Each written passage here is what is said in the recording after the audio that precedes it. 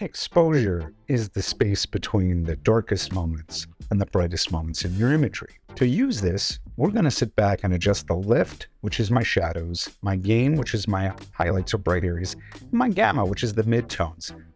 I'm also going to use this scope here called the waveform scope, and what you're currently seeing is what they call an overlay.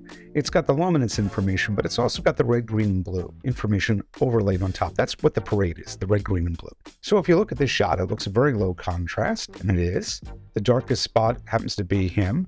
If I scrub back and forth, you'll see him move across the image. Let's take a look at the prior image. Same idea. As I move across it, you can see our bird moving left and right, where his beak is probably this information here. This is the skies.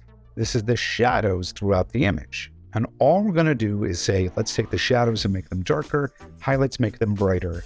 I'm going to make sure I have an image, a version of this first, because we'll eventually compare to this. So I'll just add a new version. I'm going to get rid of the other ones.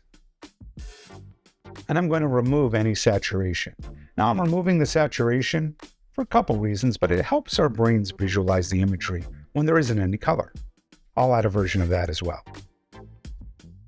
Now I'm going to say, take down my shadows, bring up my highlights, stretching out the imagery. You tend to get your skies, your specular highlights up above this 896 line. I'll go back and reset my shadow points, reset my gain. I'm stretching the imagery here. Technically, I could do this with contrast, and we've got a separate section just on contrast, but there we go. We've got that fairly nice. And now this is about mood. Do I want it to be a little moodier and darker, a little bit brighter? You have to feel that for yourself, and you very well may need to adjust the lift, adjust the gain after you've adjusted the gamma. Now, I'll return the saturation, a reset of the saturation here of 1. This is logarithmic information. I probably need to give it a bit more saturation for it to feel good, but we're not focusing too much on chroma here. We're just focusing on exposure. Let's save a version of that.